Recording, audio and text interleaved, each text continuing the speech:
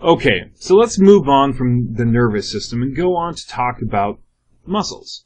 So this is going to be another kind of excitable tissue in that muscle cells, like neurons, can actually have a membrane action potential. So that is going to be some sort of physiology that we've seen before. But the other major thing that muscles are going to be doing is that they contract. So those are kind of the two quintessential things that will kind of define muscle cells for us from here on out. So let's kind of take a look at, in general, what are muscle cells doing? What are their functions in a living organism? Well, it turns out some of the ones that you'd probably be familiar with, could name off before I told you, they work for locomotion. This is how you get yourself around. You're using your muscles.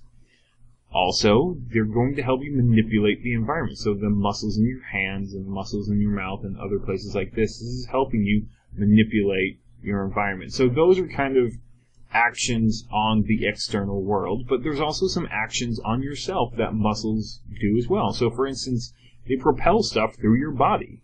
For instance, when you eat something, it's going to be the action of muscles that take that bolus of food, move it through your digestive system, and then out the other end. But then also pushing blood throughout your body. That's being taken care of by muscles. And then another action on yourself that they can do is that they will produce heat as kind of a byproduct of the metabolic activity that they're undergoing and contracting, that they can produce heat. And so this is, at sometimes, an important function of muscles as well. So let's just quickly go over the different major kinds of muscles that we're going to be encountering as we go through this. And the first is skeletal muscle. This is most of the muscle that is in your body is skeletal muscle. So when you think of muscles on a person, this is generally what you're thinking about. Your calf muscle, your quads, your biceps, all the major large muscles of your body fall into this category. And so these muscles are going to be the ones that are helping you with moving, getting around, manipulating your environment, and then also, when you shiver, heat production as well. So a couple other things that make them unique or kind of are markers of them, they're striated, and I'll come back to talk a little bit more about what striated muscles mean in just a moment, but also they're voluntary. So voluntary muscles, these are going to be ones that you consciously are controlling, generally. Not always, but generally consciously controlling. This is a micrograph of, just under a light microscope, of skeletal muscle tissue. And one thing that you'll notice here is that it looks banded. All the way through, it looks very banded, and that's striations. We'll come back to talk specifically about what striations are and what that means later, but at least now you have a visual perception. Skeletal muscle is striated. It has this stripy kind of look to it. We also have cardiac muscle cells. So this is the muscle cells that are going to be in your heart, and they're very specialized. So their function is, well, to propel stuff through your body, specifically blood. Cardiac muscle cells are also striated. However, unlike skeletal, cardiac muscle cells are involuntary. You don't really have any conscious control of your heart beating. It's going to beat whether you want it to or not, unless you, I guess you could do something else to stop it, but in general, you're not gonna, it's not under conscious control. Also, smooth muscle. So this is the third type of muscle that we're going to be talking about. And smooth muscle also functions to do actually quite a few things, but also propels stuff through your body. And there are some other functions that we'll talk about more later. Now, smooth muscle, unlike cardiac muscle or skeletal muscle, is completely unstriated. So that's one way it's different. And then also is involuntary. So essentially all of your smooth muscle, you have no conscious control over what's happening there. So let's talk a little bit about the components of muscle. What are the different things that make up a muscle? Well, one thing that we'll be talking about is a muscle fiber, and a muscle fiber is simply a single muscle cell. Come back and look at that a little bit more in a minute. And then inside muscle fibers, we also have these myofibrils. Myofibrils are these contractile organelles of the muscle cells. They're primarily made up of actin and myosin, and we're going to come back in a little bit again and talk more about specifically how the myofibrils are functioning. But for the moment, let's take a quick look at kind of how these are physically arranged in the muscle. So up here in the upper left-hand corner, this is a skeletal muscle. So this is something like your bicep or something like that. I don't want you to necessarily know what this other covering is called, so don't worry about that. But inside a muscle, you're going to have these things called muscle fascicles. Muscle fascicles are simply kind of a bound together group of muscle fibers. So individual muscle cells grouped together into kind of a larger unit are called muscle fascicles. And many of these muscle fascicles will come together to make a muscle. If you look inside one muscle fascicle, again, we'll have several individual muscle cells or muscle fibers. I again don't want you to necessarily, well, I mean, you can. It's not that I don't want you to know, but I'm not going to require you to know what this connective tissue is, but to know that inside these muscle fascicles, you have muscle fibers. Inside an individual muscle fiber now, an individual muscle cell, we're going to have these individual units here, which it doesn't lay out, but these are the myofibrils.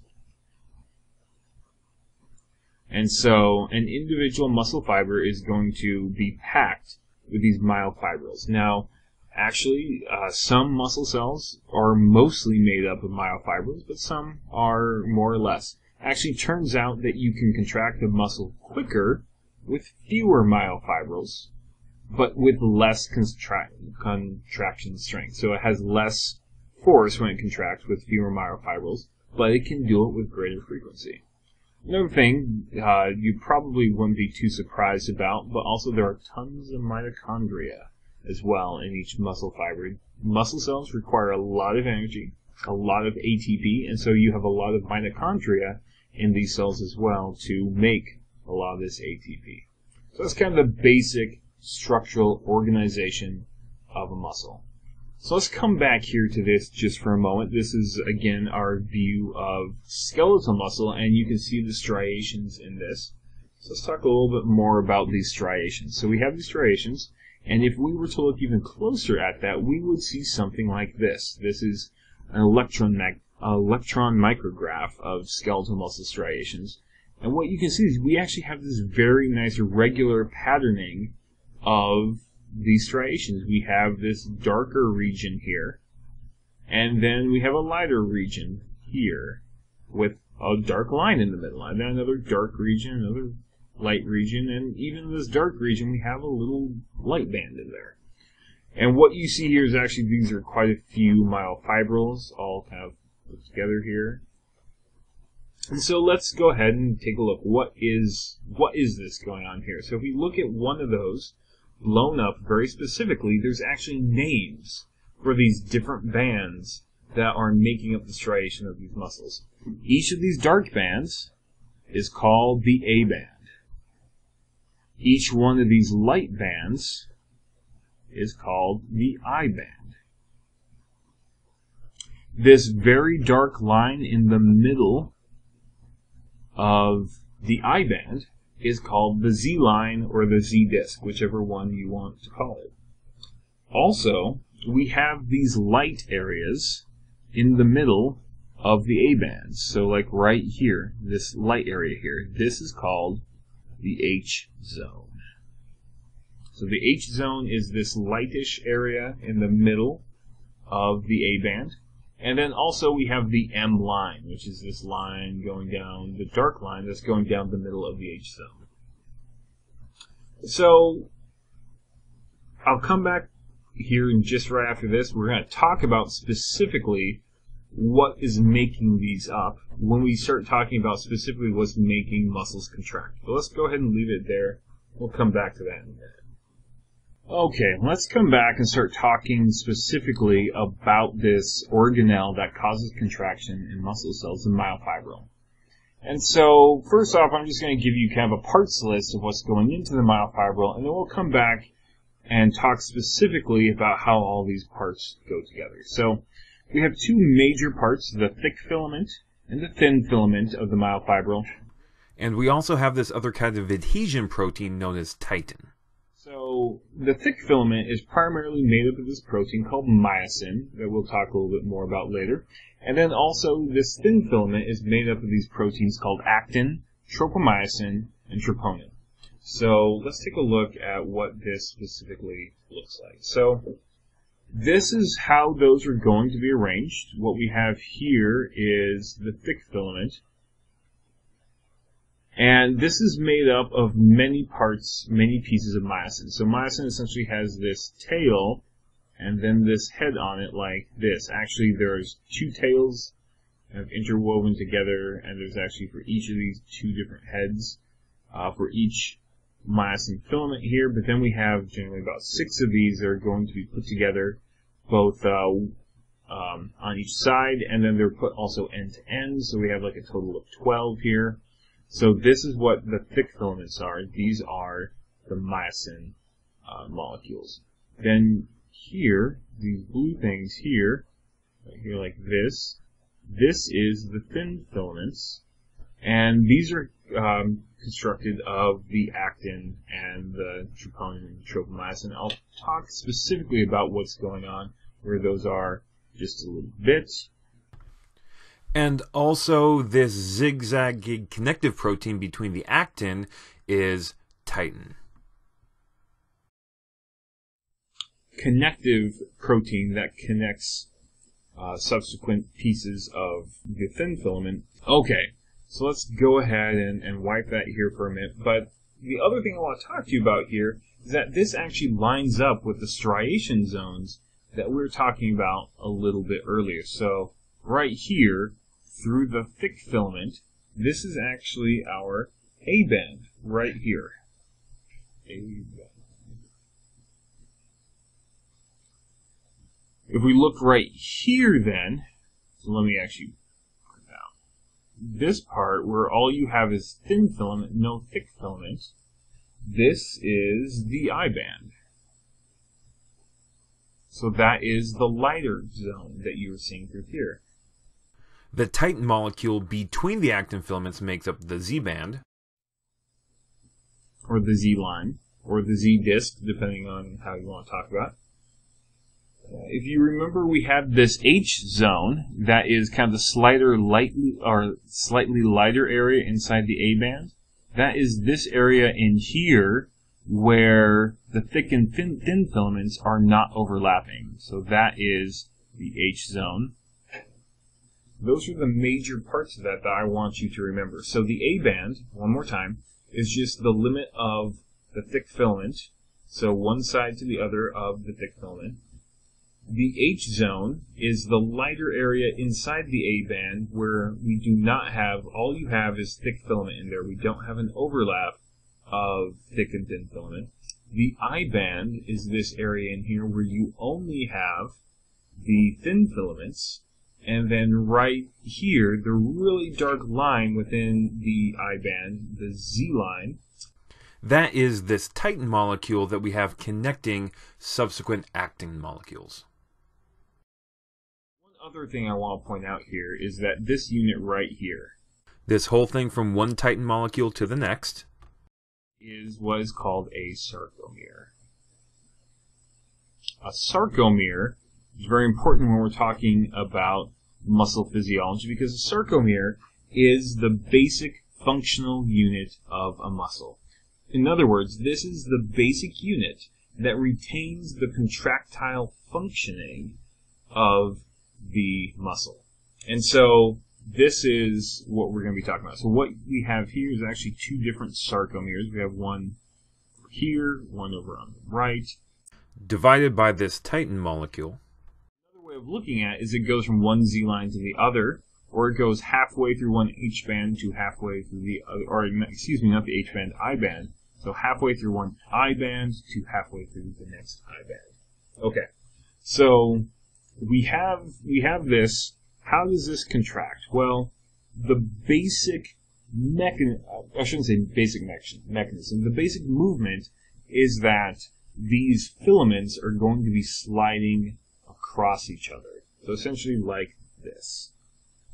So you see how they just kind of slid up on each other and got shorter. That is the basic contraction. Now that That's a very general sense of what's happening. But the thick filaments, the myosin heads, are essentially going to be walking up in both directions, walking up these actin molecules, or these thin filaments, and pulling everything together, shortening everything, and causing the contraction. So let's take a look at how that is going to be accomplished. What is the actual molecular mechanism that's happening, causing that to happen? So first off, let's just look at this. We have one actin filament here, or excuse me, one thin filament here, and then I'm just going to use one myosin filament here. So one filament with one head, just to keep this simple and see what's going on. So each of these blue balls here is actin. Each of these red lines here, or excuse me, brown lines, are tropomyosin.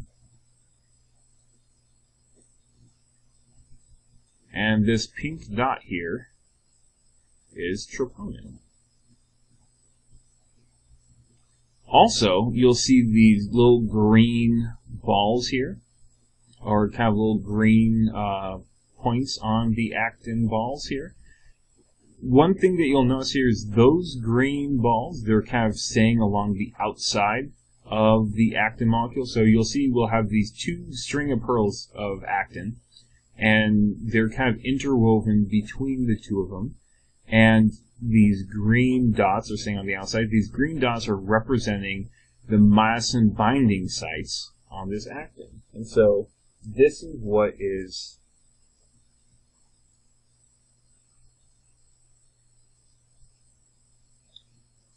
this is where the myosin is going to bind to on this. And so the tropomyosin, you'll notice right at the moment, is covering those up. So under normal conditions, or when it's unactive, the tropomyosin is going to be blocking these myosin binding sites, keeping it from binding there. We'll talk a little bit more about what's going to happen there in just a moment. So let's look. The very first thing that's going to happen is that we're going to have ATP is going to bind to an ATPase area of the myosin head.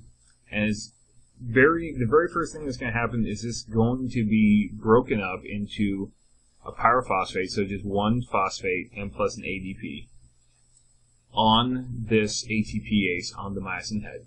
Now it's going to essentially cock or load or kind of set the trigger for the myosin. It's not going to do anything right this moment because, again, this binding site is being occluded by the tropomyosin.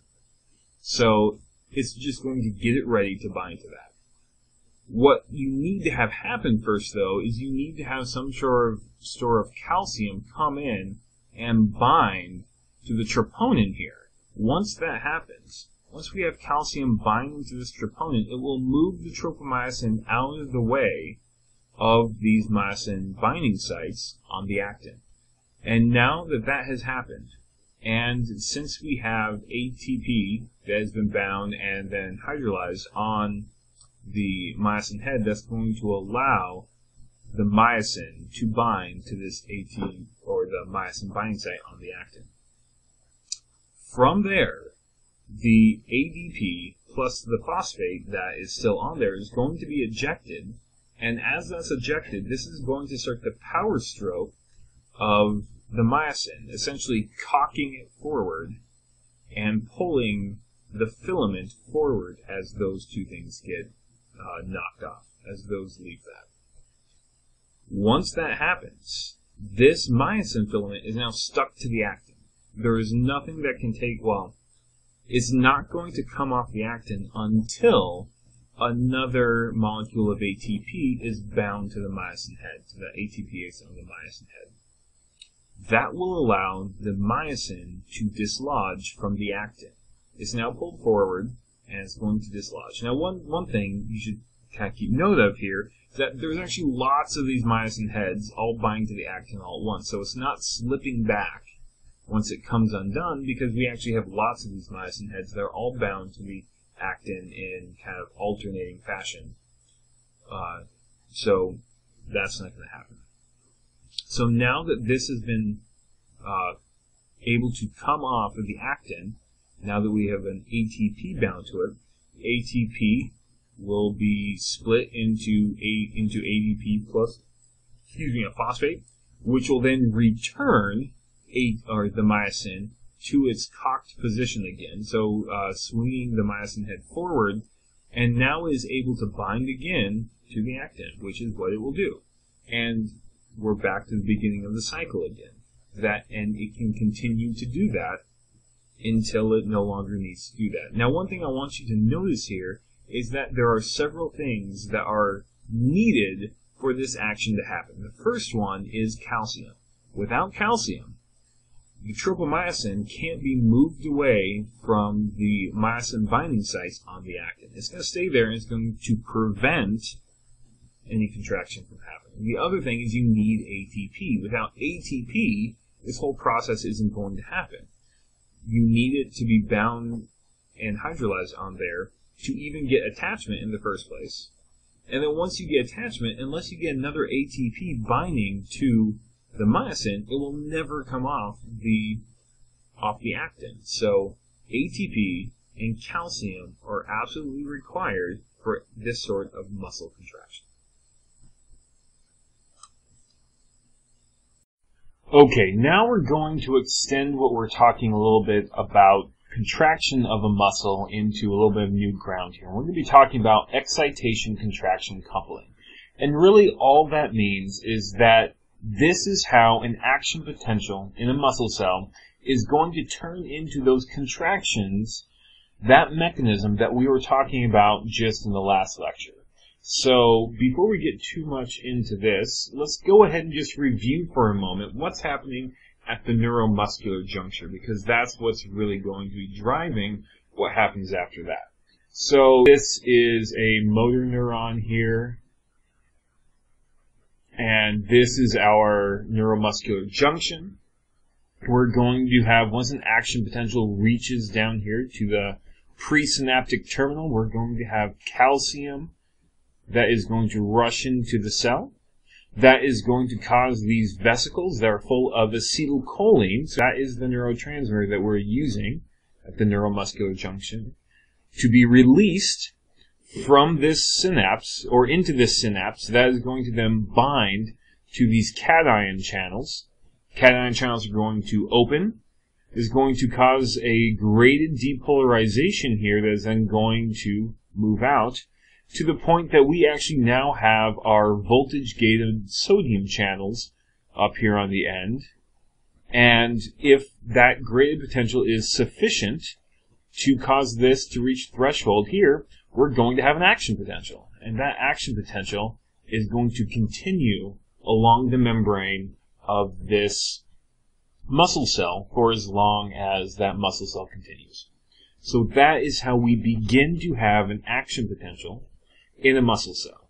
We have this excitation happening at the neuromuscular junction that is going to cause this action potential. Just here for kind of interest's sake, here are some neuromuscular junctions here. Here we have our motor neuron coming down like this.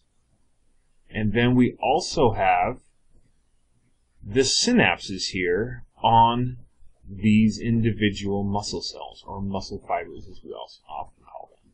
So there you have those. So kind of interesting to look at.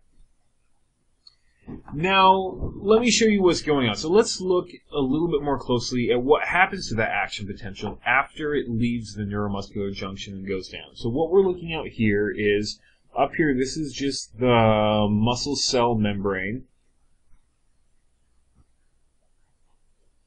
And we have this cutaway portion right here.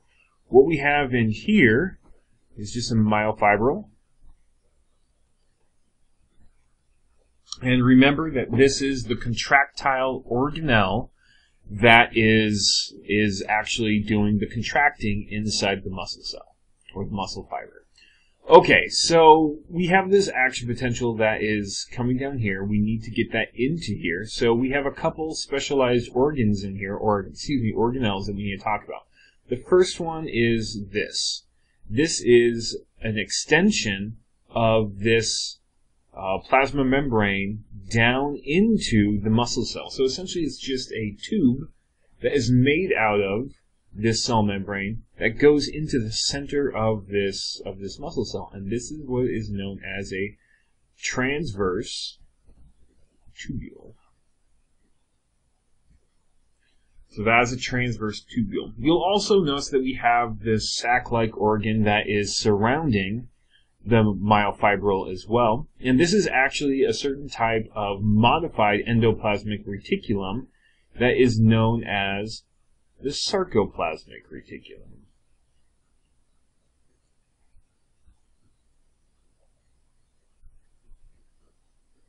So we have the sarcoplasmic reticulum here, this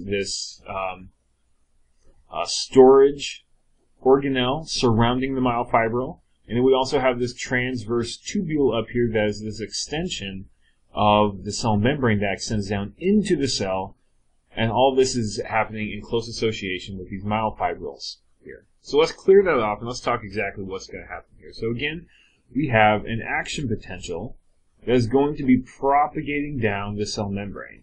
Now, if you remember about action potentials, or just potentials, membrane potentials in general, these membrane potentials are only being set up in this thin layer right next to the membrane. They're not extending a great distance into the cell. Now, if we want to conduct, or if we want to get that signal into the cell, for instance, into this muscle cell where our myofibrils are occurring, we need to have some mechanism by which we're going to take that action potential and transmit it deep into this muscle cell. And that's actually what this transverse tubule is meant to do. This action potential is going to travel along this membrane, and when it reaches one of these holes, one of these transverse tubules, the action potential is actually going to go down the rabbit hole here, and actually be transmitted down the transverse tubule and conduct that signal along the transverse tubule deep into the muscle cell. When that transverse tubule gets near a myofibril or around a myofibril, so they're wrapped around those myofibrils, they're going to come in close contact with the sarcoplasmic reticulum. And in particular, there are these kind of widenings of the sarcoplasmic reticulum. They're going to lie laterally to the transverse tubule on either side of this. And those are what are known as lateral sacs. So that's a lateral sac right there. And what's going to happen is as this action potential is interacting with these lateral sacs, this is going to cause a release of calcium from the sarcoplasmic reticulum. The sarcoplasmic reticulums are actually great stores of calcium.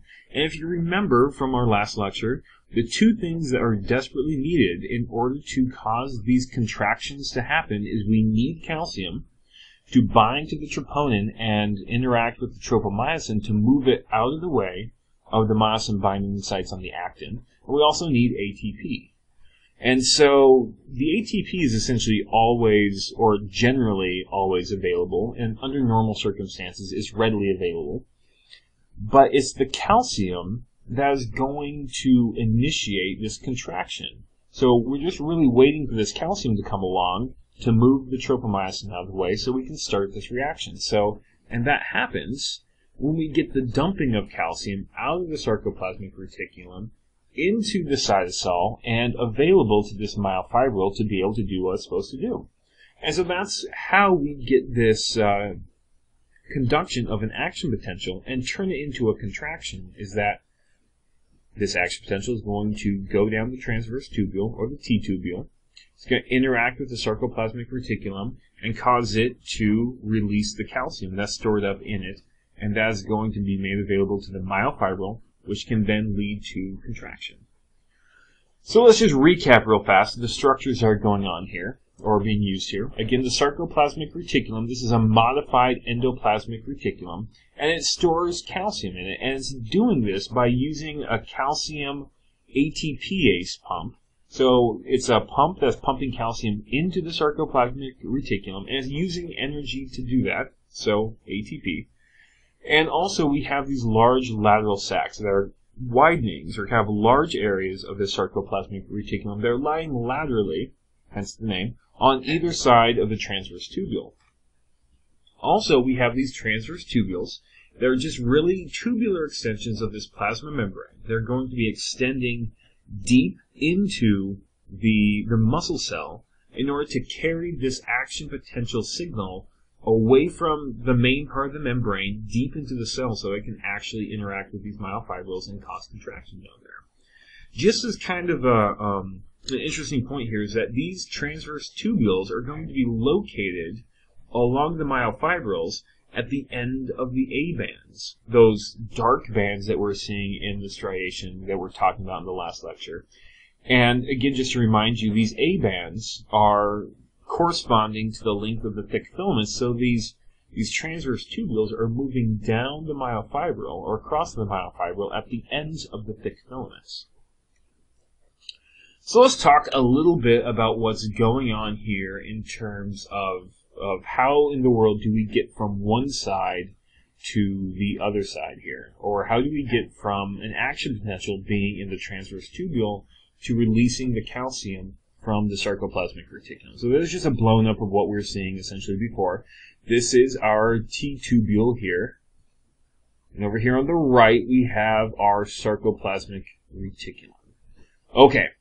And inside the sarcoplasm, or inside the T-tubule, we have, these are voltage-gated calcium channels.